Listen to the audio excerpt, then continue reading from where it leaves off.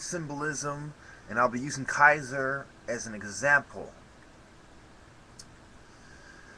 This is the symbol of Kaiser that I've told many of you is a rising sun. It's people doing magic that comes from the sun cults and sun temples of ancient Egypt. If you notice what is in the hand of Pharaoh, yes, and notice what shape his right arm makes. A triangle, just like Johann Christian Rell. Egyptian magic. The occult phoenix / hawk, because this hawk doubles as a phoenix when you apply it to black magic.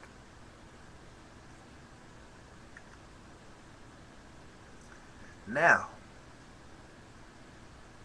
if you would notice that it was the Nubians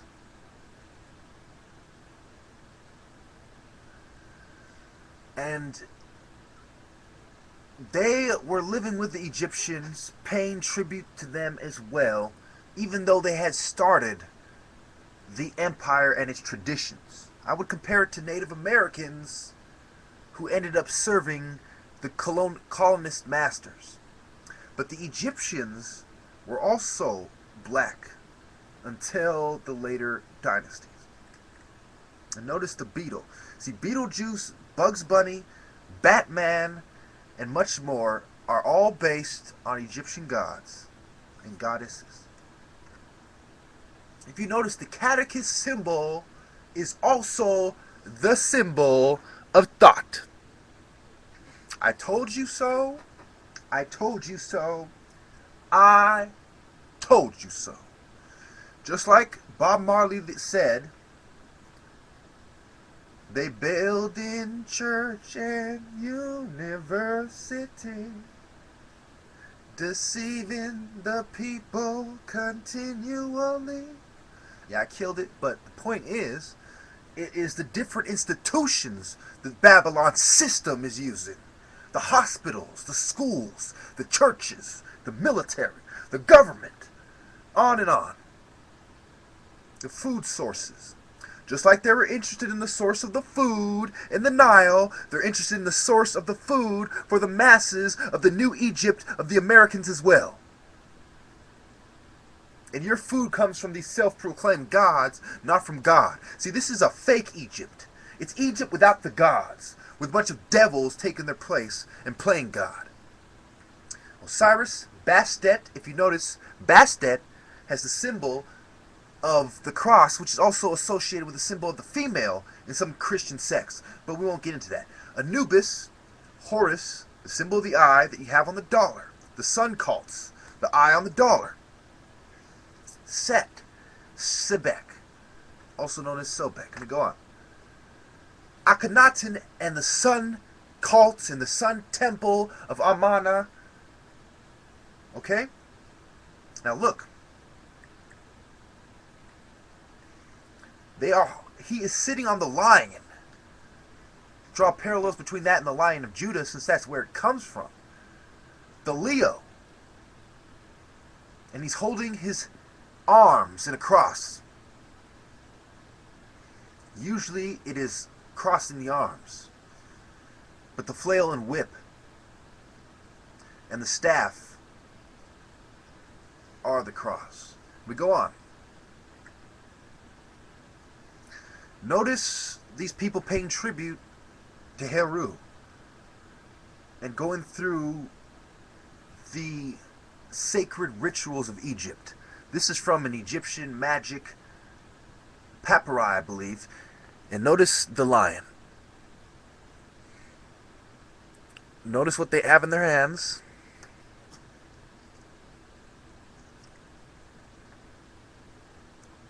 The symbols, the ankh, etc. The owl, the beetle.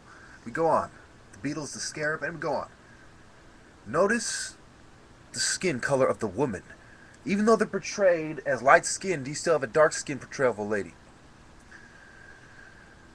And if you would notice, the magic ball, this is a stereotypical picture that has nothing to do with nothing, besides that this is your stereotype for somebody doing a magic spell, because it comes from the Egyptian magic spells around the magic ball. Okay? The haka. And we go on to,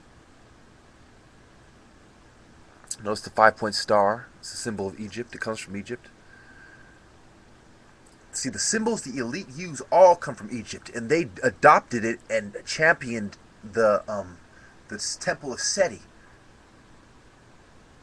And if you notice that there's a church of Satan, and there is the head of the church of Satan is a stooge put up there by Rothschild, and he's also the church of Set. And if you notice, there's 3 people around the ball, and they're doing magic. And in this picture, it's the earth. But in Kaiser's picture, it is the sun.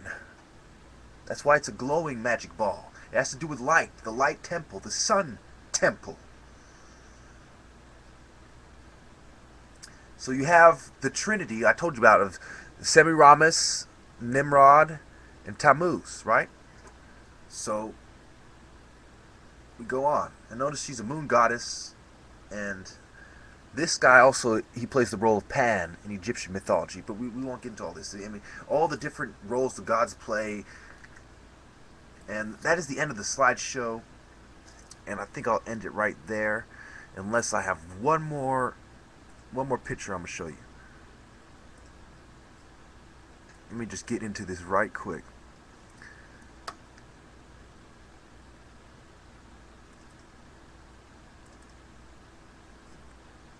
I'd like you to notice Crowley. And before I finish, here we go. Nicholas Shrek. Notice the cartoon Shrek. It's funny how these people in Disney, they make parodies of real life, or they simply put real life in the story, and they dramatize it. Now, or they don't make it dramatic enough in the case of these assholes. So you have several proofs of, and I won't get to Anton LaVey and them, of what I'm talking about, and it been expressed by the people who are more ambitious to bring it to light and say, we are in charge, why not bring it out there?